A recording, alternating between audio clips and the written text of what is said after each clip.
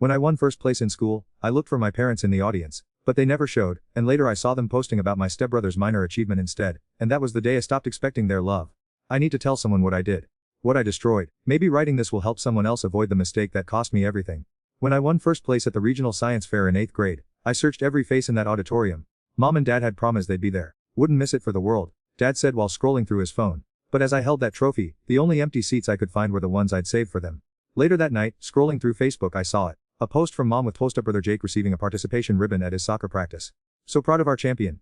The comments poured in. Relatives I hadn't seen in months, family friends, everyone celebrating Jake's big win. My first place trophy sat on my desk, unnoticed, unposted, unloved. That was the day I stopped expecting their love. But I never stopped craving it. Fast forward 15 years, I'm married to Sarah, the most incredible woman who ever looked my way. She sees me, really sees me. When I got promoted at work, she took the day off to celebrate. When I finished my master's degree, she me a surprise party. She fills every empty seat in my personal auditorium. But that hungry kid inside me, the one still scanning crowds for who never came, he was never satisfied. Her name was Jessica. She started at our company in March, and from day one, she noticed everything. The new tie I wore to presentations, the way I organized my desk, how I took my coffee. Small things that Sarah, comfortable after 8 years together, had stopped commenting on. "We're really good at this," Jessica would say after meetings, her hand briefly touching my arm. I had confidence. Sarah worked late most nights finishing her nursing degree. Our conversations had shifted to logistics, bill schedules, whose turn it was to buy groceries. We were roommates who occasionally good night. Jessica asked about my day like it mattered. She remembered details from stories I'd told weeks before. When I mentioned loving old movies, she suggested we grab lunch and discuss Casablanca. A's colleagues, of course. I told it was harmless. Just friendship, just someone who appreciated what I brought to the table. The first lunch became weekly lunches. The weekly lunches became daily coffee breaks. The coffee breaks became staying late at the office, working on projects that could have waited until morning. Sarah noticed my mood improving. "Seem happier lately," she said one evening, looking from her textbooks. "Work going well, just feeling appreciated, I guess," I said. The words tasted like, but I swallowed them anyway. Jessica started texting outside work hours funny memes at first, then photos of her dinner with, "We're here to try this." Then selfies with captions like, "Thinking of." I should have shut it down. I should have remembered Sarah bringing me soup when I had food. Sarah holding my hand during Dad's funeral while Mom and Jake sat in the front row like the grieving family they'd always been without me. Sarah choosing me every single day for 8 years. Instead, I remembered being 14 eating birthday cake alone while my family celebrated Jake's birthday party downstairs. The night it happened, Sarah was pulling an all-nighter at the hospital for clinicals. Jessica texted, "Row day, could use a friend." I drove to her apartment telling I was being a good colleague. A supportive friend. When she answered the door in a sundress that showed just enough, when she had already poured, when she sat close enough on the couch that I could smell her perfume, I told I was still innocent. "Make me feel seen," she whispered, her hand finding mine. Those words, those exact words were like a match to gasoline. Every ignored achievement, every empty chair, every family photo that featured Jake front and center while I stood awkwardly to the side, all of it came flooding back. When I her back. When she led me to her bedroom, I followed. When she whispered, "I've wanted this for months." I believed her. For 3 hours I felt like the most important person in someone's world. For 3 hours I was chosen first. I drove home at 2 a.m. with her scent still on my clothes and the taste of betrayal in my mouth.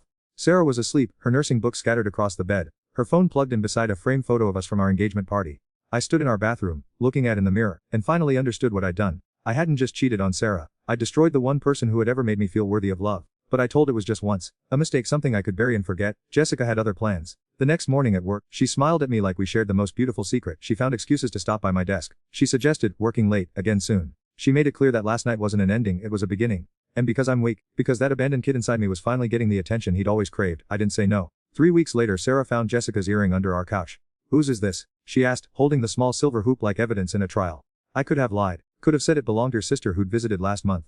Could have bought time to figure out how to end it with Jessica and beg Sarah for forgiveness. Instead, my face gave me away. Sarah read the truth in my expression before I said a word. "How long?" she asked quietly. "Sarah, How long?" 3 weeks. She nodded once like she was confirming something she'd already suspected.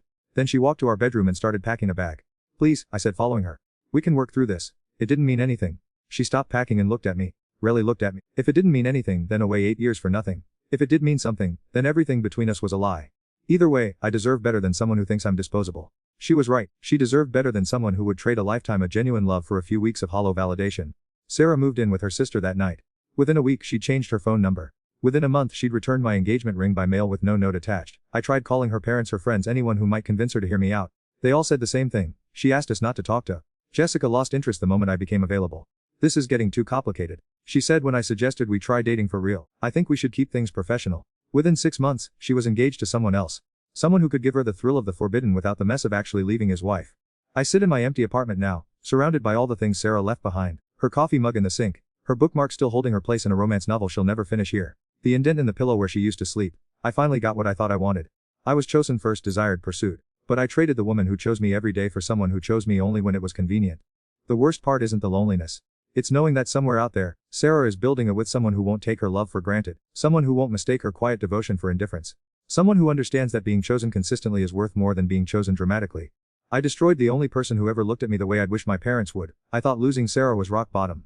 I was wrong. The first sign that my world was still crumbling came 3 weeks after she moved out. I was at Target buying frozen dinners. Cooking for one felt pathetic, but so did eating cereal for every meal when I saw them. Marcus and Jennifer, our couple friends from college, we'd spent countless Saturday nights playing board games, going to concerts, planning double dates. They'd been at our engagement party, promising to be in our wedding. Jennifer saw me first. She grabbed Marcus's arm and whispered something. They both looked at me like I was a stranger. Then they turned their cart around and walked the other direction.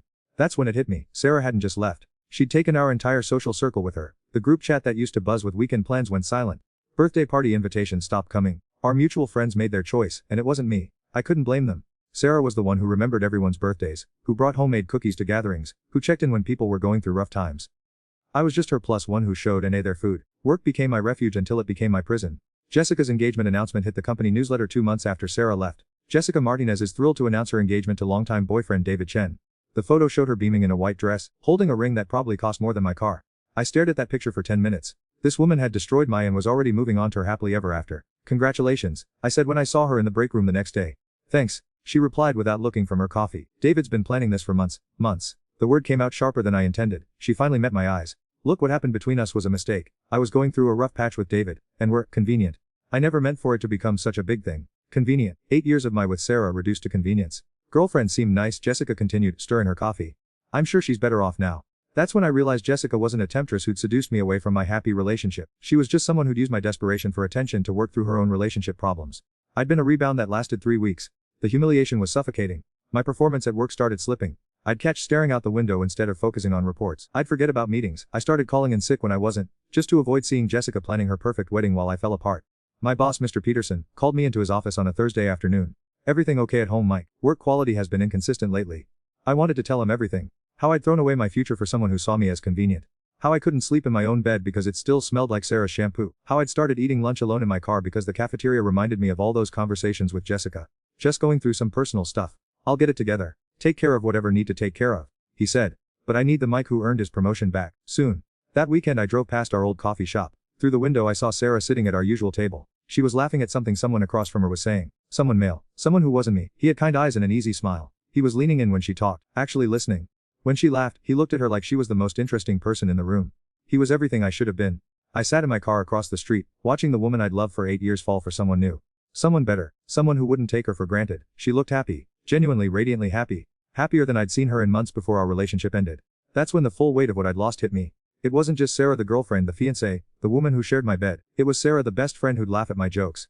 Sarah the cheerleader who celebrated every small victory. Sarah the partner who'd made me want to be a better man. I'd had everything and I'd traded it for nothing. My phone buzzed with a text from my mom. Hey, Jake and Melissa are expecting their second baby. Isn't that wonderful? Should call and congratulate them. No, how are doing? No, I heard about the breakup. Just another reminder that in my family's eyes Jake would always be the golden child whose milestones mattered. I called anyway. Oh hey, Mike, Jake said when he picked. Did hear the news, congratulations. Mom said having another baby. Thanks man, we're excited. How's Sarah? Mom mentioned guys were engaged. The past tense stung. Woo broke? Oh sorry to hear that. Well things happen, right? I'll find someone else. Things happen. Like breaking was as simple as a flat tire or a missed flight.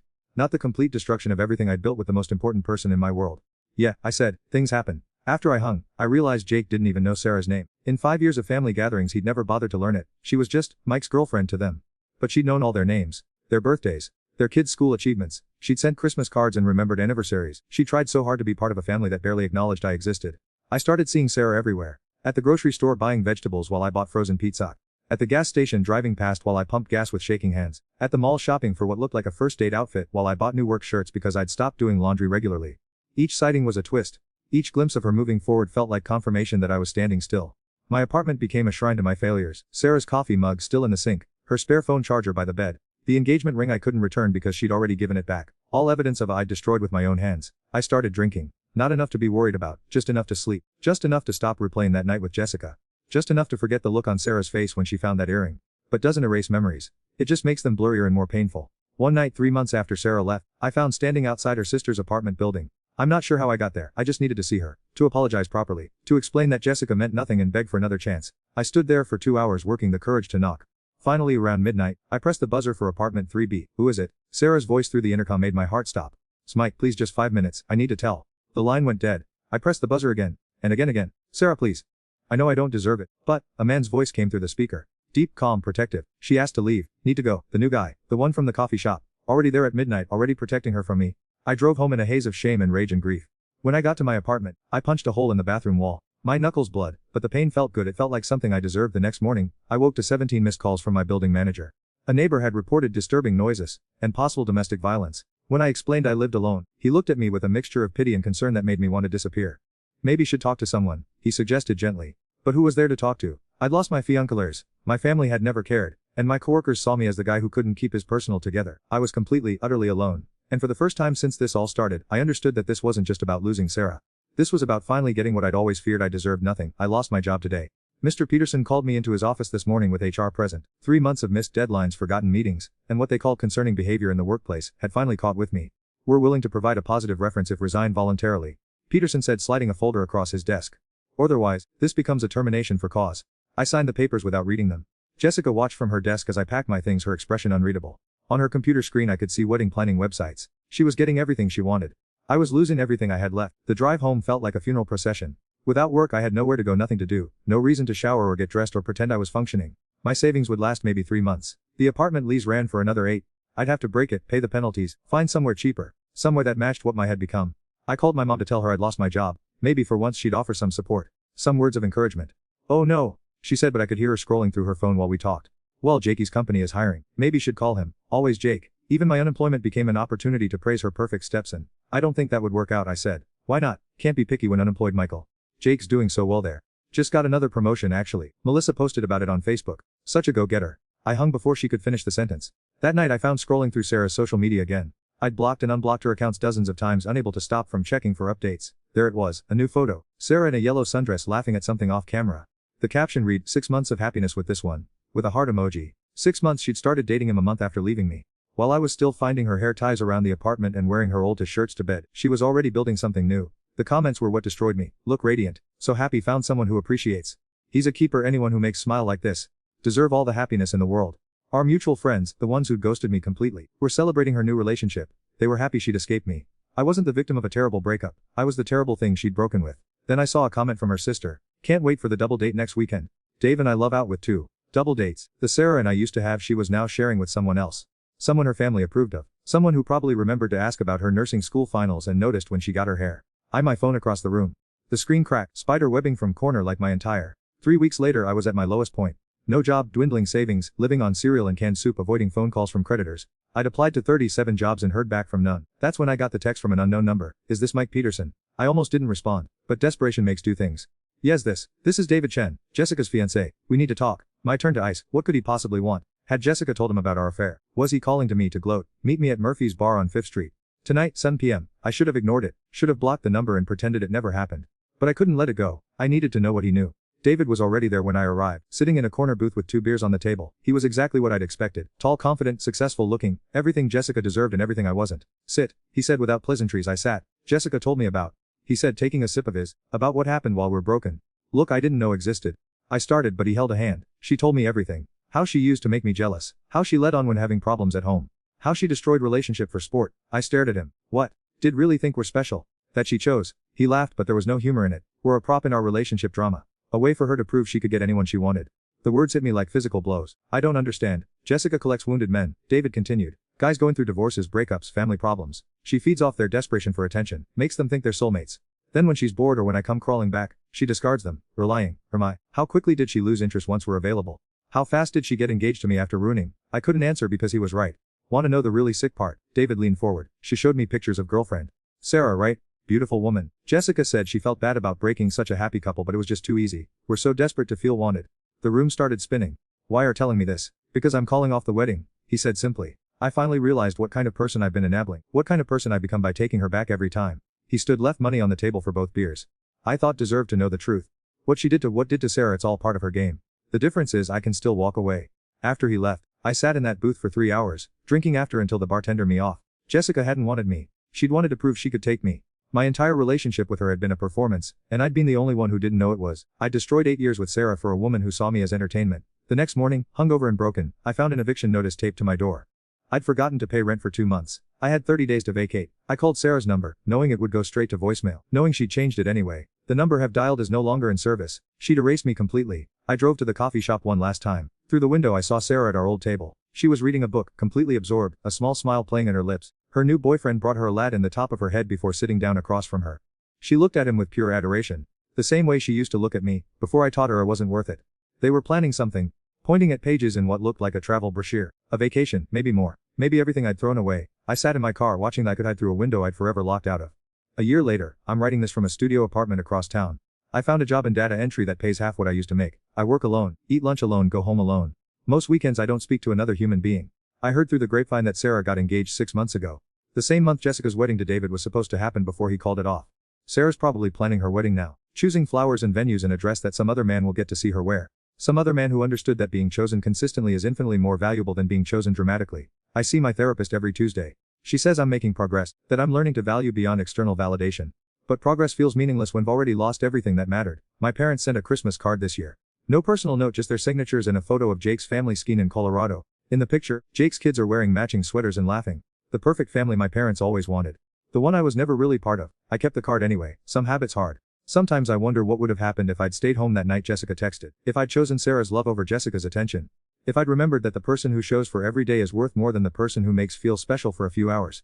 But wondering doesn't change anything. It doesn't bring Sarah back or erase the choice I made or fix the man I became. I destroyed the only person who ever made me feel truly seen, truly chosen, truly loved. And now I spend every day looking for her face in crowds, knowing I'll never find it again. The 8-year-old boy who won first place and searched the audience for parents who never came finally got what he was looking for. Where nobody shows for him at all.